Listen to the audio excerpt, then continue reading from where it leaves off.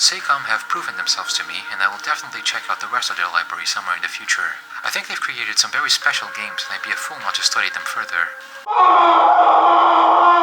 A silver chalice, a silver chalice, a silver chalice, a silver chalice, a silver chalice. Hey, here I am. Told you I'd do it. I have returned, and I did study them further, though I'm no less foolish than before. RMJ, the Mystery Hospital, was such a wonderful surprise that I felt it was worth looking back on System Sitcom's more well-known titles, and so I did. It was immediately clear to me that RMJ was not some goofy one-off project, but the result of an accomplished team's refined vision, and I felt like I owed it to them to trace that vision and build a fuller picture of their work in my mind. It should also be a good exercise for me to actually follow up on the previous video instead of just jumping from game to game like a serial killer.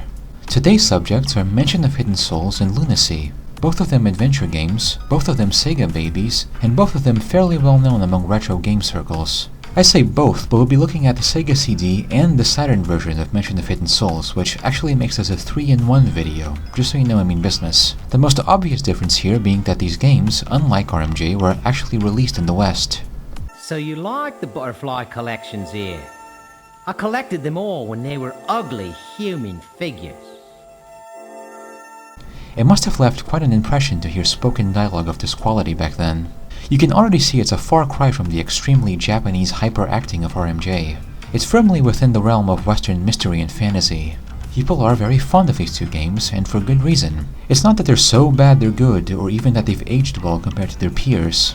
System Sitcom were simply at a level of presentation and formal polish that was, and still is, ahead of its time. The sense of confidence that powered RMJ is still very much present here, just not as bombastic. They're reserved, sophisticated games for mature gamers such as myself. All other movie aspirant games of this era look like ill-conceived products of an early 90s mass psychosis compared to them.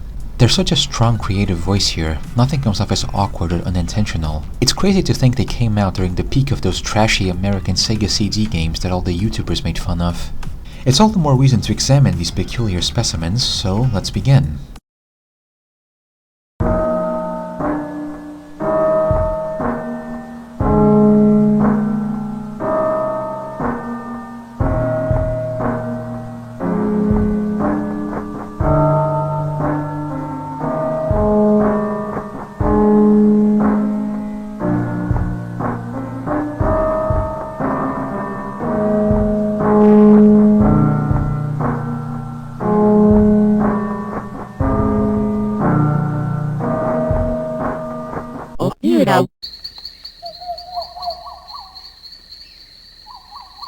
A brother and sister play in a field. The sister, Samantha, comes across a single beautiful butterfly and wants to follow it. The brother, Jonathan, warns against it, citing a tale by the grandmother about ghosts turning people into butterflies during the full moon. Samantha is unafraid, saying that it must be fun to live as a carefree butterfly. She runs off after it and Jonathan gives chase, the boy eventually stumbling upon a grand, opulent mansion which seemingly appeared out of thin air. Stepping inside, he hears Samantha's voice crying out to him for help. Jonathan! Over here! Quick, I'm over here! The only sound echoing through these empty halls.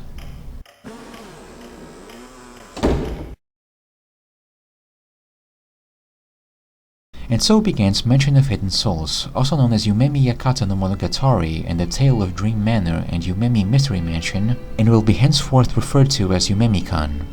Your role here is obvious: find Samantha and bring her home. You'll slowly explore each room in this mansion, talking with its strange residents, picking up items and solving puzzles. It's all fine, leans a little too much into adventure game obtuseness at points, but mostly stands back and lets the visuals and music do all the work, which is what we're here for. I'm still struggling to find a way to describe how this game looks. It feels as though all the flaws of early 3D graphics were fully accounted for and worked into the presentation. The low resolution, the low frame rate, the aggressive dithering, and the unnatural color palette. None of it is a mistake. Despite all this, almost every room in the game is still packed with incidental detail, full of furniture and items to examine. This is Sacom making the Sega CD their bitch. The result is something that feels ephemeral and ghostly in all the right ways, actually dreamlike without any concessions made to the player's benefit. This game feels like a German fairy tale about an evil imp that will break all your teeth if you eat too much candy. This game feels like something you'd watch on TV as a kid and then randomly start crying. The mansion itself has a vaguely Masonic influence going on, same as the Spencer mansion from Biohazard. They're huge, lavish places whose scale and level of detail couldn't be properly conveyed by early 3D hardware, so we're left with these strange and abstract approximations that lend themselves very well to supernatural and horror scenarios. There couldn't possibly be a better visual style for a game about talking to ghost butterflies. The music is similarly perfect in its execution.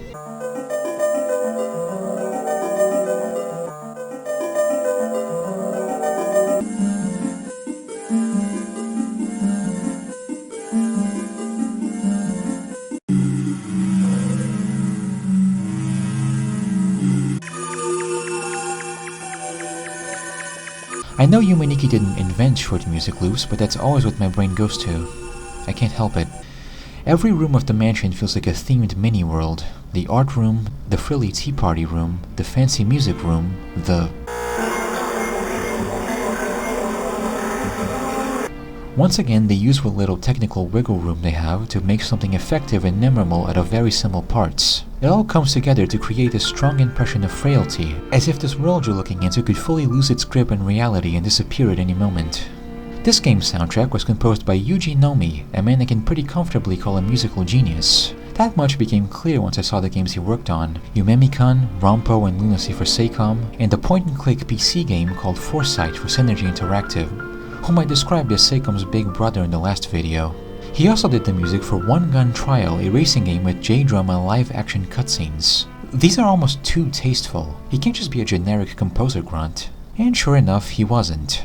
It turns out Yuji Nomi has been making music for over 40 years. His excellent website, jizai.org, lets us know exactly how accomplished he is. He has worked on everything from anime to films to TV shows to documentaries and even theater plays. And there on his website, right between his credits for Ghibli films and classics like Nichijou, do we see Yumemi-kan and Foresight proudly displayed. How cool is that? This guy had an avant pop project called Oshare TV, whose only album featured keyboard parts by fucking Ryuichi Sakamoto. Once upon a time, there was a single degree of separation between System Seicom and Yellow Magic Orchestra. It's really no wonder Nomi was drawn towards developers like Seicom and Synergy, since they were more or less the height of artistic prestige in the industry at this time. Foresight, in keeping with other Synergy games, is basically a surreal 3D art gallery. No plot or characters, just Nomi's haunting score over these endless halls and esoteric puzzles. He must have felt right at home. So, now that Samantha is definitely dead, let's actually explore the mansion proper. First we go into what might be a living room and pick up a diary from the chair. We can save the game whenever we want by writing on it. Upon visiting the tea party in the second floor, we come across a butterfly, one of the mansion's few residents. She's very nice and welcoming, except for the part where she casually mentions how everyone that steps inside the mansion eventually transforms into a butterfly. Neither sibling is safe here. Next up is the bar room. We're accosted by a meaner butterfly, who correctly senses that Jonathan isn't here to become one of them, unlike his sister. 2 points of interest in the bar are this dartboard and this curious painting frame that shows you hints when examined. It did come in handy a few times during my playthrough. The hint here shows a closet in the tea party room, so I guess we ought to head back. Here's some of that incidental detail. We can zoom into the wine rack at the bar and also check out the pool cues mounted on the wall, even getting some extra dialogue from Madame Butterfly. They were clearly proud of what they were able to do with this game, and they damn well should be. Don't you think it a little impolite to search a lady's room?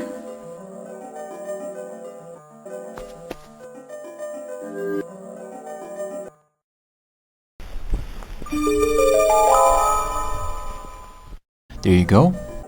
You found it? How can this be? Well, I refuse to show you which door it opens. I'd accuse her of being two-faced, but we did just break into her bedroom and steal her shit. I wouldn't be too thrilled either. Maybe her little protest would mean something if there weren't like 7 rooms in this game, 3 of them already open, and the locked door wasn't literally the next one over. Anyway, this is the art room. We hear the voice of a polite young man upon entering, turning around to greet you with this horrific demon corpse thing painting. Examining it drops you down a floor into a dark ritual chamber surrounded by 7 candles. This is one hell of a wake-up call after such a mellow start. It really feels like something horrible is about to happen. Putting the candles out opens a trapdoor you can crawl through. We're back on the first floor in the collector's room. He despises the imperfect human form and borderline worships the butterflies, seeing them as the true shape of one's soul. Perusing the collector's library gives us some clues regarding the upcoming puzzle, and the key that lets us unlock his door and head back into the main hall.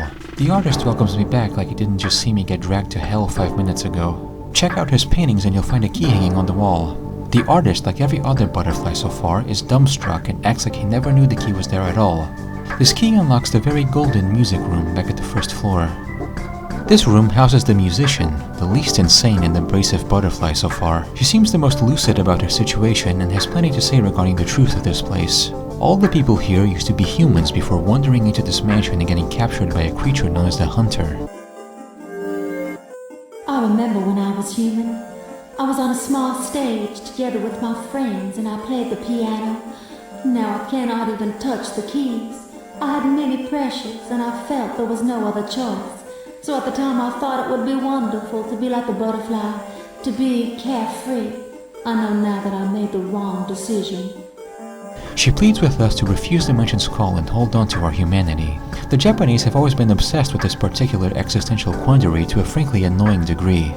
It's all stuff you've seen before. The choice between retaining your individuality and trying to carve out a life for yourself in an uncertain and cruel world, or dissolving into some formless, wandering soul, finding peace in a world where nothing hurts because nothing truly happens. The idea that you even have such a choice always struck me as wish fulfillment more than anything. It's a philosophy fueled by the same desire that creates isekai novels. Either way, each of the mansion's residents provide their own takes on this matter, ranging from regret and sadness to acceptance and comfort. This concept is actually the main theme of all the games we're looking at today. It feels like an idea that was iterated upon until Seikam felt satisfied with it. At this point, the first of the game's 2 puzzles is introduced, and so is my confusion. You can find a book in the collector's room that very clearly shows you a connection between the candle room and the bar's dartboard. At the bar, we can now find matches to light the candles. The darts show which candles should be lit and where they are in relation to the moon crest. What I don't get is this. Match the shapes of the rooms no longer open. The night with the darkness, the day with the light. Return the original figure, and with the light, you will find what you're looking for. What does any of that mean? I swear I must be missing something. Match the shapes of the rooms no longer open? It's like this entire thing is a distraction meant to make you fuck up the puzzle, which I did for a good 20 minutes.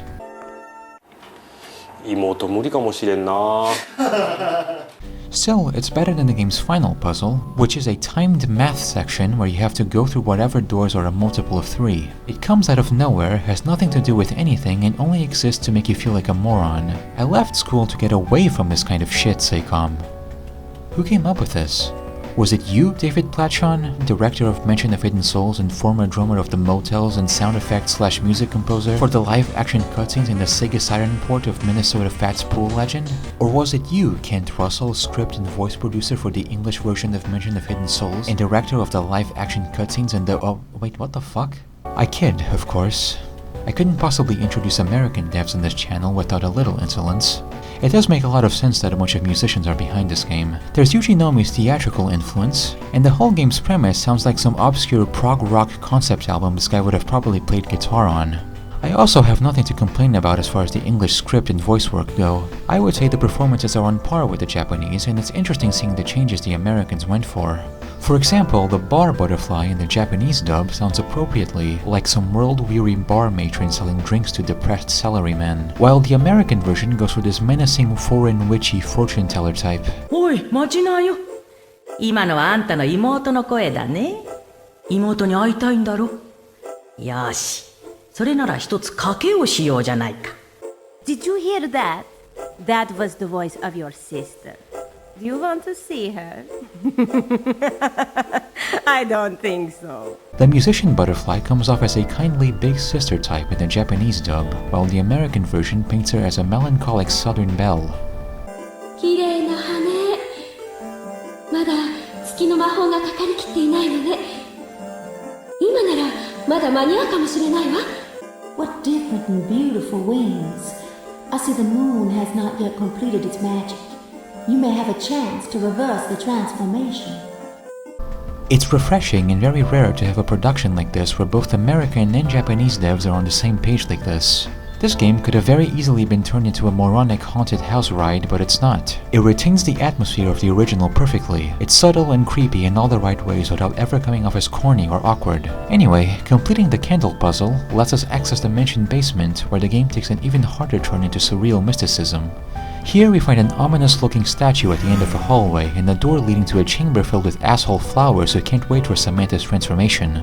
Beyond that is another chamber, this one nearly pitch black and surrounded by water. Stepping forward will cause Jonathan to fall and be dragged under, turning him into a butterfly and causing a game over. There's only 3 possible fail states in this game, and 2 of them happen within the basement area. What we're supposed to do is look to the left for a flower we can use in the previous room. This drains the water, allowing us to go back and reach the center pillar where... oh, it's just Samantha. She's already a butterfly. I guess we're too late. A being of pure light descends from the ceiling. This is the Hunter, the malevolent creature and ruler of the mansion the musician warned us about earlier. He lays out his whole evil plan and motives, but I can only understand about 20% of it because this cutscene's audio mixing is really bad in the American version. Is he feeding on the souls of people he's captured? Are they his source of power? Is the mansion basically a hospice for wayward souls with him as the caretaker? I honestly don't know. Thanks, Kent. The statue from before is now awake. Don't look at it on the way out or it'll kill you. We make our way back to the collector, who is quite upset we're carrying Samantha around instead of leaving her to rest. He says this could very well reverse her transformation and turn him back into an ugly human. The musician says roughly the same thing, but in a much nicer way. There's still some hope for Samantha. In the artist's room, we find a pocket watch.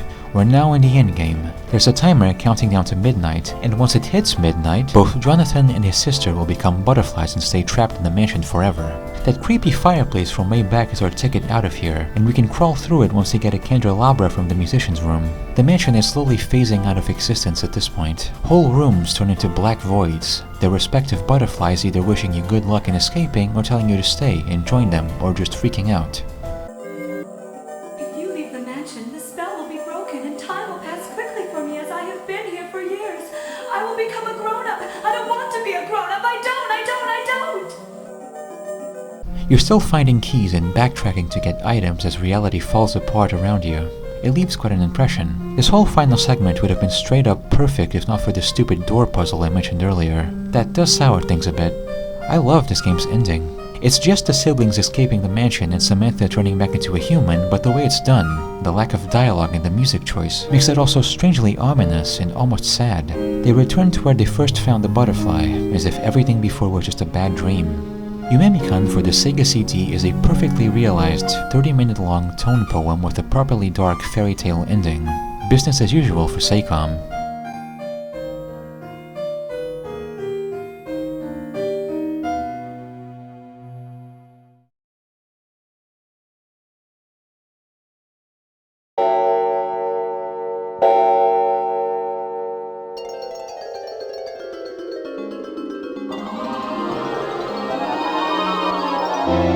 The clock strikes 10. We see a blue butterfly flying around in first person, and then the game starts from its perspective. That's all you get. No context. Same main hall, same mansion, now with fancier graphics that run above the speed of slideshow, but things aren't the same. We're not an outsider anymore. This is the Sega SATURN version of Mansion of Hidden Souls, and it's a very bizarre little thing. It's not a port, not a remake, not exactly a sequel either. Also known as... translated to True Story of Dream Manor, Someone is Behind the Door. Also known as Mystery Mansion Das Haus der Verlorenen Seelen. The Japanese title being different from the Sega CD version is actually quite interesting. It makes sense and draws a clear line between the two games. I think that probably would have helped the American release, because what we have here is a completely different game. Different cast, story, mood, mechanics, with some moments and references that imply it takes place after the Sega CD game. Last time, the first place I checked was that living room with the fireplace, so let's go through that door again.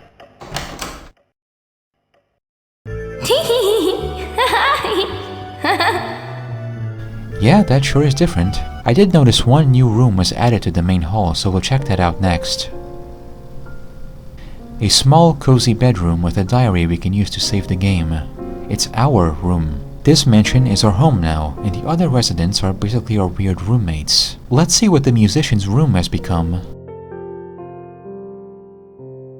How long is it since you last came here? Oh boy. Well, Didn't you see it? It's very red and scary. Oh no. These characters are supposed to be butterflies too, but for whatever reason the game decides to show you their floating human heads, speaking to you in 3-second long GIFs instead of their current form. Every character is like this, and I do get it. This game is much more character driven than the last. It's all about observing their behaviors and personalities to say the right things. You'd obviously need a better way to tell them apart, but I think the method they chose is a little goofy and inelegant. Not a huge deal, but certainly off-putting after the Sega CD version being such an aesthetic slam dunk. The player character is named Jun. Within the library, he's called over by the Elder, a wise old sage with some troubling news to share. The two are soon joined by Mike, who'll serve as Jun's sidekick for the game. The moon, whose magic sustains the mansion's existence, has now turned blood red. By the Elder's request, Jun and Mike will investigate the mansion to see if anything strange has been going on. Most of the game is like this.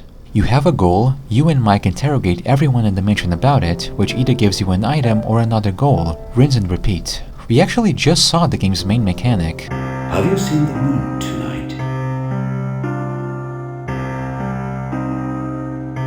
That was it. Did you notice it? Because I sure as hell didn't. The game hangs for a second like this all the time, so I didn't think anything of it. But in this window of time, you're actually supposed to press a button to respond with either yes or no, depending on what the character said previously. This game has 2 difficulty modes, and the only thing that changes between them is easy mode actually shows a controller icon on screen when you're supposed to respond. This is just insanely counterintuitive for no good reason. If you don't press anything, the game registers it as a no. Giving the wrong response can lead to game overs almost instantly, so it's pretty nuts that the only indicator for this is tucked away inside the easy mode. As a result, I was repeatedly pissing people off and making children cry and having Mike scold me while not knowing what I was doing wrong. At least there's no door puzzles. Well, enough of that. Let's go play detective. We'll start at the 2nd floor bar room, which is actually identical to the Sega CD version. Same layout and everything, just a little prettier. This room now houses Jossie, who is nearly identical to the Madame Butterfly in voice and personality. Less actively hostile this time and more of a cranky grandma. Fittingly, she's a tarot card reader and actually gives us our very own deck. Depending on where we are in the mansion, we can draw a different card from the deck, one that usually relates to the corresponding character's personality. The magician? Just like Jossie, eh? Jun's card can actually change depending on how you act towards others. We start out as the star. Saying yes a lot and generally being everyone's buddy will eventually turn you into Justice, which I think also happens through story progression. Conversely, being a huge dick or generally antisocial will turn you into the Devil. The tarot deck isn't actually used for anything, and basically exists as a novelty item, but I do like it. Makes the game feel more distinct. The 2nd floor then takes us to some kind of hoarder shop, ran by the creatively named Nizumi. His card is the Hermit. Once again, I fail to hit the yes button and abruptly halt the conversation. Mike then hints that I need to give Nizumi something in return in order to get him to talk. Checking the last room on the 2nd floor, we find that the Tea Party room from the Sega CD game has now been converted into a shooting range of all places. This room belongs to Danny. His card is Strength. He can't tell us anything about the Red Moon, but does feel like something bad will happen tonight, and is prepared to use his arsenal of guns and bombs should anything go wrong. How a butterfly would do any of that is a mystery. Honestly, this whole investigation has sucked ass so far. Let's go downstairs and see if we have any luck there. The main hall's card is the Sun. What was once the collector's room is now a bright, cozy bedroom belonging to Raymond, a retired adventurer with many stories to share. I could have actually heard one of his stories had I not picked the game mode that gives Jun Asperger's. He knows nothing of the Red Moon, but offers to help us out with the investigation. His card is the Tower. Now back to the first room we visited. This room is littered with dolls and toys. It belongs to Kathy, the little girl we heard laughing earlier. Her card is the Lovers. She asks us to play with her, I once again don't press anything, and she starts crying. I leave the room with him subjected to a scolding from Mike. This is all really weird. Jun is even less of a character than Jonathan despite not being an outsider. He's lived in the mansion for long enough to have his own room, and yet seems to have no meaningful relationships with anyone else. Mike is basically your handler, guiding you around the mansion and telling you what to do. He's the one who actually knows the other butterflies, and talks to them while you just sit in the back like a weirdo. I go back and mash every button on the controller, hoping one of them equals to... Oh yeah, sure. And Kathy tells us a scary story ending with a jump scare to fuck with us. And guess what they ate for the big feast? You! Ah! She's pretty fun. We can now go back upstairs and check another room. This white, hospital-like room belongs to Sean, a perpetually frightened and cowardly young man. His guard is the Hanged Man. We hear a loud crash coming from Mike's room next door, which makes Sean freak out and leave his room in a panic. Let's go see what happened. Someone's destroyed just about everything in Mike's room, on top of stealing a very important book entrusted to him by the Elder. Under some sheet music on the floor lies a mysterious lighter engraved with the letter D. Mike's card is the Hierophant, by the way. Let's go back to the Elder. The Elder's card is the Emperor. He says he'll join the investigation, so let's head out and look for D before Microsoft cancels us. We can find a coin in Jun's room to trade with Nezumi for information. His amazing intuition tells us that the lighter is engraved with a D, so it must be Danny because Danny starts with a D. Okay, thank you. Sean is back in his room and slightly freaked out. He also accuses Danny when pressed. Come to think of it, the D on the lighter might be Danny's initial. Oh, shit. When we go past to Raymond about the vandalism case, he decides to paint himself as a possible culprit for some reason, citing lapses in memory and sleepwalking, even suggesting he might have multiple personalities. He remarks upon his many adventures, how he'd live alongside constant danger and even death itself. The mansion was supposed to be his final adventure, his resting place after growing old and frail. But perhaps I shouldn't have come here. I can't bear to lose my zest for life. If only I could return to those days once again. Let's do the obvious thing and actually confront Danny about the stolen book, shall we? This is where I finally realized the response mechanic was even a thing. If you respond no to Danny's question of whether you suspect him or not, he'll say the book is in the room next door. Heading over to said room shows an art gallery over what's normally supposed to be Nezumi's room. And here we hear the voice of who I think is meant to be the artist Butterfly from the Sega CD game. He shows us a painting that represents our inner soul, a suspicious, paranoid person holding a knife, and says that people such as us have no place in this mansion. Our wings fall off and we get a game over. I suppose it does make sense. You have every reason to suspect Danny, and the game punishes you for not being honest and confronting him about it, though it's a struggle to realize that's even what's happening to begin with. This is a very common thing in the game. Otherwise neutral or friendly characters will just instant kill you for saying something they don't like. Danny, Sean, Kathy, and even Mike all have fail states you can get locked into. Almost everyone in the old mansion treated Jonathan like shit, but none of them went as far as to kill him. It's pretty jarring given how the Saturn version put so much effort into humanizing the characters. Saying yes to his question will grant you Danny's story of how he turned to crime and violence after growing up in the lawless, impoverished ruins of a city. How he laments his path in life and wonders if he would have become a better person had he grown up in fairer circumstances. If I'd had your book, I'd have eaten it by now. Mind you, no one needs food in this mansion. Most importantly, Danny mentions that he can't read. An illiterate former street urchin like him would have no reason to steal some random book. Back downstairs, Kathy mentions that Danny had visited her right around the time Mike's room got trashed, so there's no way he could have done that either. Kathy is heartbroken to hear we suspected him, and says she's lucky to have become a butterfly as a child, and pities adults for how angry and cynical they are. Her mother was an alcoholic, and her parents fought constantly until her father left. She wanted to live as a happy family, and the mansion more or less granted her wish. She has a new family now, in a place where there's no reason to fight, and everyone can live happily ever after. At least according to her. She makes us promise not to doubt or hurt anyone, and if we say no, she decides we're no better than her parents, and are out to ruin her paradise with her stupid grown-up bullshit. And then, through a magic trick I guess, she turns both Mike and June into teddy bears to go into her collection. Pretty sick, honestly. So anyway, we head over to the Elder's room to discover he's been fucking murdered. The old butterfly lies on the floor, and with his dying breath, he informs us that the crystal has been stolen, and we need to recover it before disaster strikes. Mike is very distraught by this, and June continues to not give a shit about anything. The door to Raymond's room is locked. I guess he must be out doing something. We visit Kathy again after deciding not to tell her about Elder's death. Hey, come and play with me! Come and play with me! I'm going to play you a song.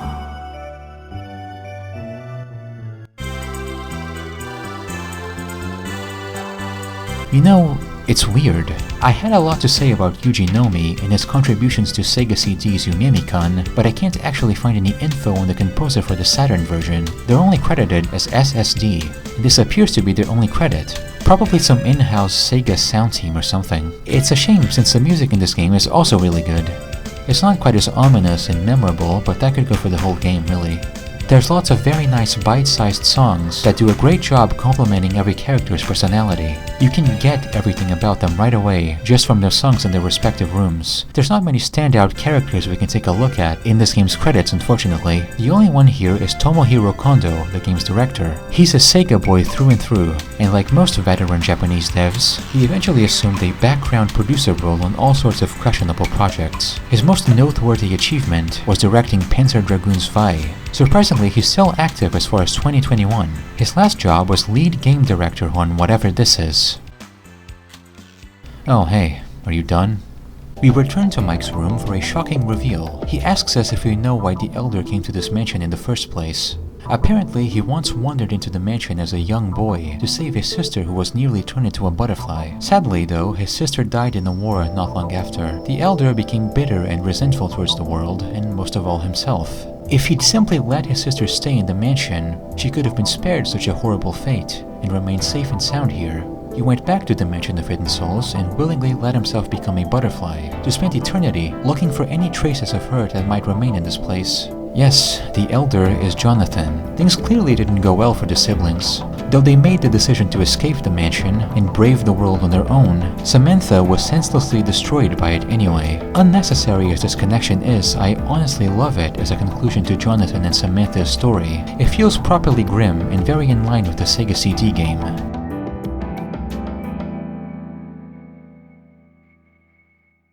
Jonathan's book, titled Magic of the Moon, speaks of a magic crystal that can neutralize the moon's powers and erase the mansion entirely. The same crystal he used as a boy to break the hunter's spell and save his sister.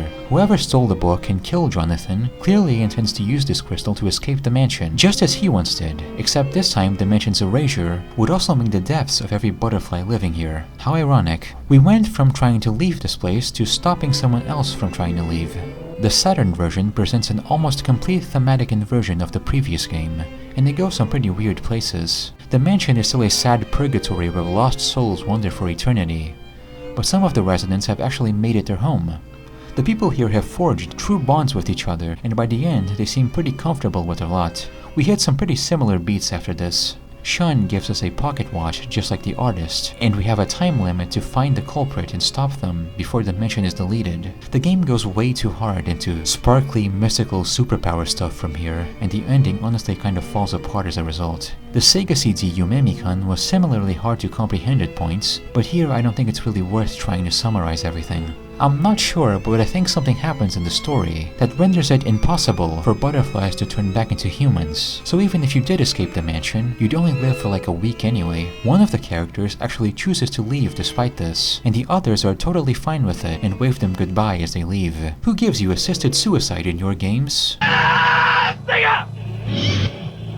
Lots of people seem to dislike the Saturn version, and I do get it even though I can't fully agree. This comment says it all. The Sega CD version's color depth, processing speed, and pixel art bring out the fantastic charm of Yumemi-kan. The Saturn version, though... Is he wrong? Not really. The 3D face graphics alone date the game quite strongly, and so does the story's potent haunted house Nancy Drew murder mystery energy. It's very corny, very 90s, kind of incoherent, and honest to a fault.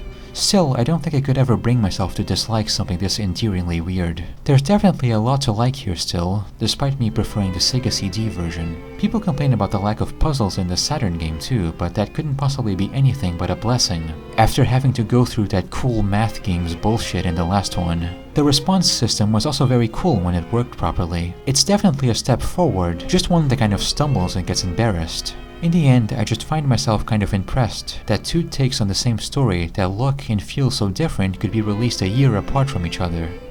They really had it good back then.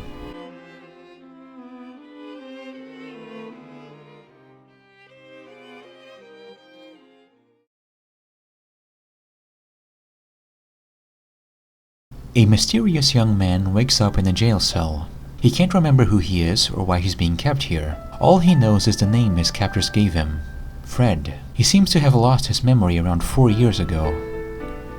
His cellmate, Anthony, who weirdly sounds a lot like Dan from Killer 7, gives him a sarcastic welcome to the Misty Town prison. Relax, take it easy. They'll let you out soon enough. Anthony here actually holds the key to the cell they're in, and willingly hands it over to Fred in an extremely suspicious act of kindness. This has to be the shortest prison break in fiction history. Hey, where's the young dude, huh? Well, I guess he isn't here, is he? Damn. Hey. What? How about a little freedom? Skip it.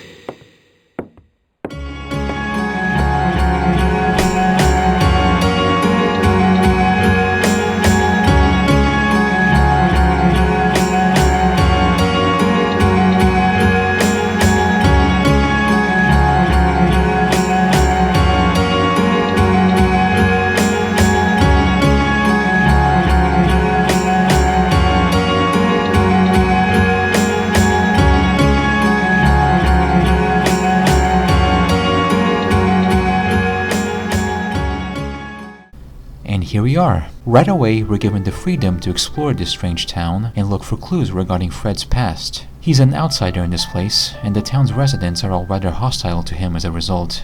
And what a town it is! I find it nearly impossible to describe this game's visuals. The misty town is simultaneously shrouded in darkness, yet also unnaturally lit, as though all the light here comes from a massive fire raging somewhere in the distance. The red sky looks choked with smog. The streets and buildings are all tinged with a sickly yellow that makes everything look plague-ridden and condemned, with the people living here being similarly anemic and inscrutable. A character later describes it as a town with no wind, and I think that's such a weird and fascinating detail. It's stagnant like a murky pond. Lunacy is just as good if not better than the Sega CD version of Yumemi-kan at depicting this kind of miserable, stifling purgatory. Seicom have really outdone themselves here. The misty town is ruled over by a man named Lord Gordon, and all the townspeople are functionally his servants. Let's go say hi. First we meet Dr. Morse, who serves as Gordon's personal physician and immediately tells Fred to fuck off. Alright, how about Hannah, the innkeeper? Hey, who are you? I'm a traveler. Call me Fred. We do find a box of matches while looking around the inn, so that's something at least. Fred approaches the town's main gate, only to be confronted and knocked out by Jade, the man who threw Fred in jail to begin with. He wakes up in Gordon's manor, face to face with the Lord himself and his two lackeys, Jade and Zabu. And yes, that's her real name. Gordon asks Fred about the mysterious crescent moon tattoo on his forehead. He mentions there exists a legend in this town, one about a place called the City of Moons, a paradise that can fulfill every person's dreams and grant them eternal life. Supposedly, those who visit the city and then come back are all marked with a crescent tattoo, just like Fred. He is then given a goal, to somehow find his way back to the City of Moons or lose his life. It's clear the town's rulers see Fred as a ticket to the Promised Land, but the extent to which they're controlling him is fairly unclear. Our next friendly citizen is Mac, the old clocksmith. Jade interrupts us on the way out of Mac's shop, dropping some very unsubtle hints about a fancy watch that Dr. Morse has, and how Mac would love to get his hands on such a tasty timepiece. Next we go to a flower shop, where we're greeted by the florist Rose and her son Hal. The two are tasked with providing fresh flowers for Gordon's mansion. I am Fred the Traveler. Hi, Fred. Last but not least, we can visit Anthony in his house. He's out of prison and quite happy to see us. Anthony is a butterfly collector. According to him, they're God's creatures and each of them contains a pure human soul. Fred finds a book in Anthony's home describing how an opening to the City of Moons opens once every 4 years, and the Blessed Ones guide people into it to have their sins washed away. It's time to find out what we can about the city.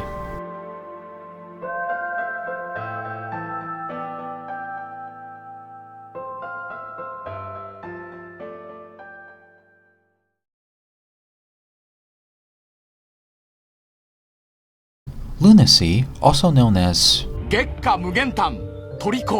and translated to Moonflower Mist Fantasy, was written by esteemed Japanese mystery novelist Kenji Takemoto. This is his only game writing credit, though curiously he does have a few credits in some Squaresoft games from around this time. Lunacy's development staff is a fair bit more interesting than Sega Saturn's Yumemi-kan. We have a little more to work with here.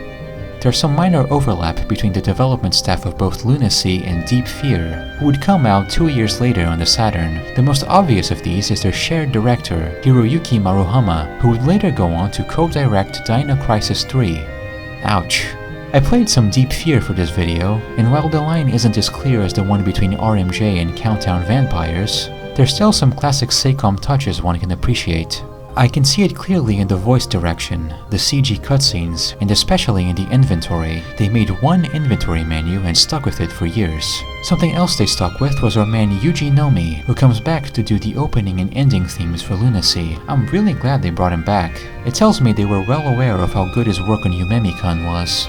Still, Nomi was not responsible for the in-game songs. That task was up to Naoaki Jinbo, who did the music and sounds for a bunch of Seicom games, and also, oh god, stop it, and also Hideo Suzuki, who has Lunacy as his only composer credit and a career mostly spent directing and designing licensed anime games.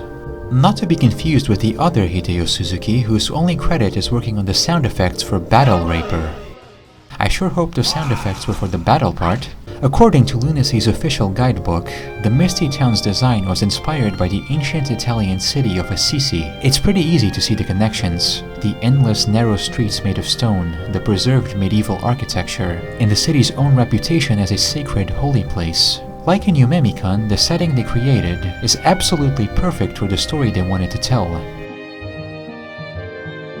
Back at the Misty Town, Fred takes a page from Mike and June and goes around the town pestering every living being about the new thing he just discovered. This eventually leads him to meeting Gray, a man who tends to the local graveyard, as well as the nearby windmills. His daughter Louise was chosen to be Gordon's bride, but mysteriously disappeared once she rejected him. No one ever saw her again.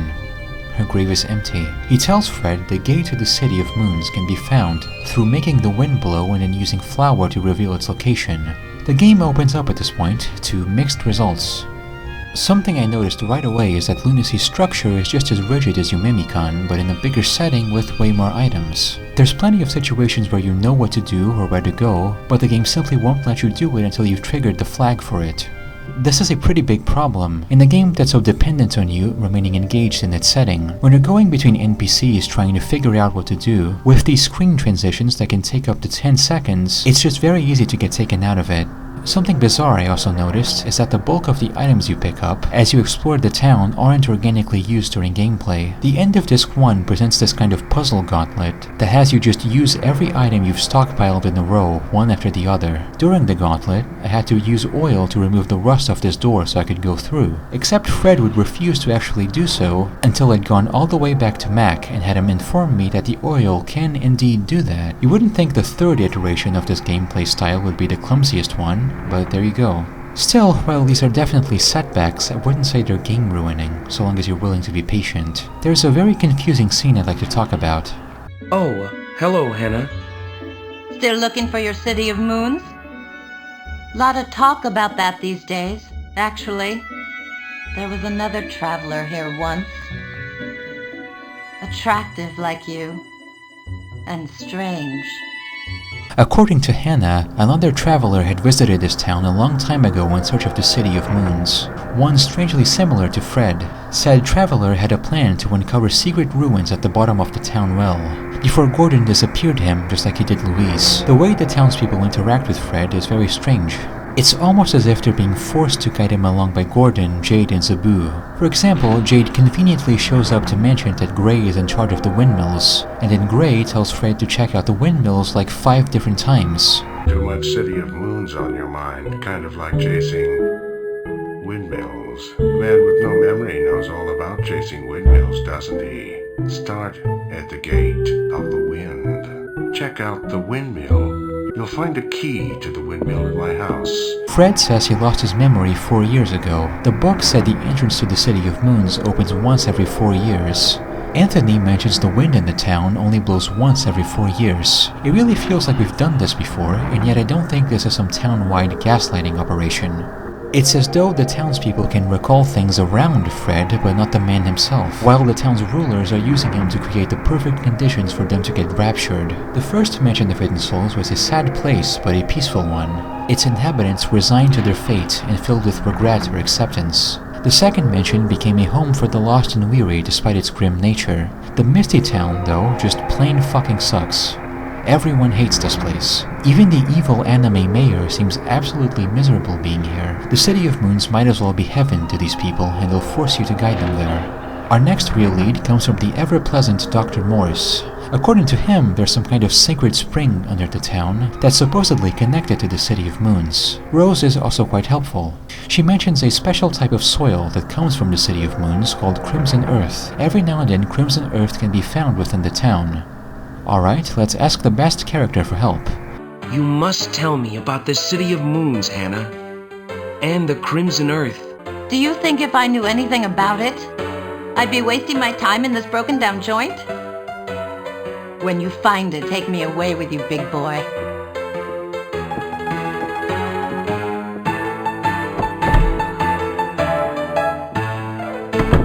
Everyone in this game has these horrifying withered puppet hands. Anyway, Max says the Crimson Earth is used as pigment for paintings.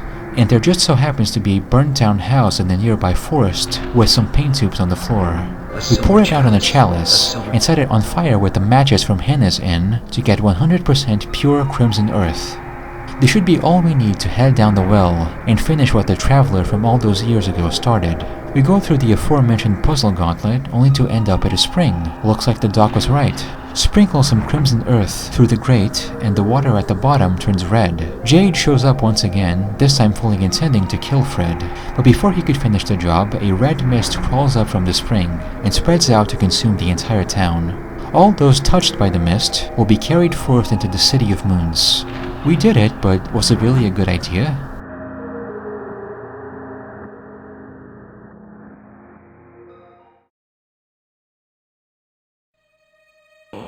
What happened? Where am I?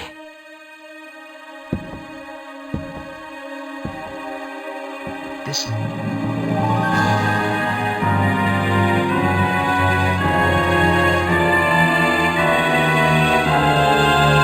As you can see, the City of Moons is less of a city and more of an interconnected series of towers. The Moons part is on point though.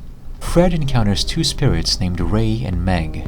Meg explains that only one visitor was supposed to cross over from the real world once every 4 years. But this time, every single person in the Misty Town has crossed over, and that influx of new souls has caused the city to become unstable. It's that classic Japanese concept of disturbing the dead and disrupting the flow of the afterlife. Almost immediately after arriving here, Fred's new objective is now to get everyone out of the City of Moons before this place falls apart. There are townspeople trapped in almost every tower. There are ways of saving all of them if you want the best ending, but otherwise you can just be a prick and leave them to die.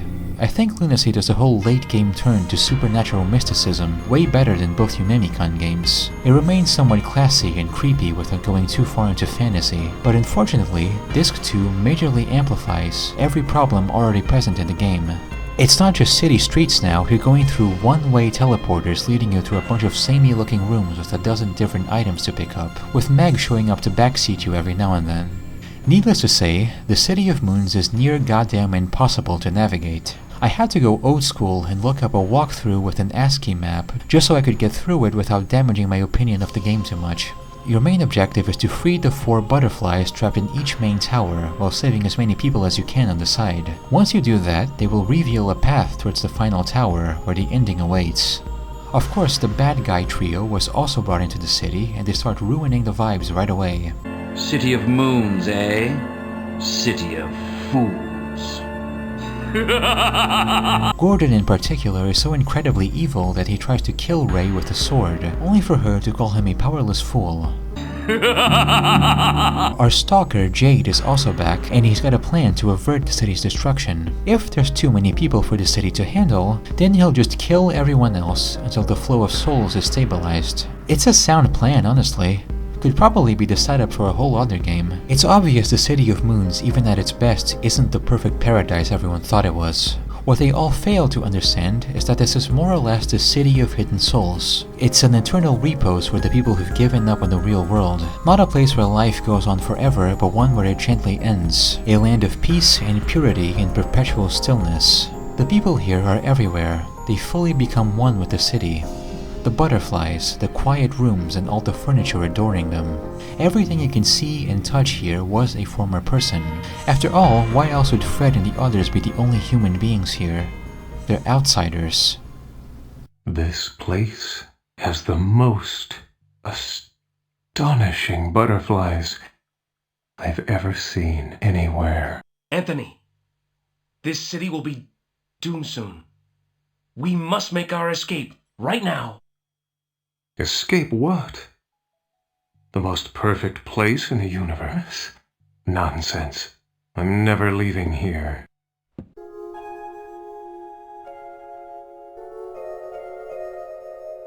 The three games I've examined today don't form a trilogy in the popular sense of the word. It's less about continuing older stories than expanding upon their central themes. I think this is what allows the games to feel so thematically coherent despite the different people making them. There's no baggage, so you can go straight to working on the parts that actually resonate and stick with people. SATURN basically created and mastered this whole niche of artisan adventure games in one go with the first Yumemi-Con, and then spent the next 4 years doing victory laps around it just to let everyone know they really are that good. I feel pretty decent about what I've done over the past 2 months on this channel. Laser focusing on System SATURN and chronicling their work like this has given me a far deeper understanding of them as developers than if I just kept being the usual wacky Japanese game guy. I now consider them utterly essential in the realm of early 90s gaming, and I'm probably the only person under the age of 40 who holds that opinion. I even have a greater love for RMJ now, because I'm fully aware of what an insane departure it was from their usual style. I'm also sorry for cockblocking you on Lunacy's ending, but I think it's good enough to warrant playing the game and viewing it for yourself. It's the kind of ending SATURN does best. Short, quiet, uneasy, and melancholic. I don't know if this was the most interesting or high-energy video, but if I'm going to look at video games seriously and try to understand what they once were and what they meant, this kind of research is necessary to prime my brain for that. Hopefully this is also to the viewer's benefit, and we can all sketch out a way to more fully appreciate the past and its many works. It's no wonder why I was drawn to these games in the first place. I'm kind of a butterfly collector myself.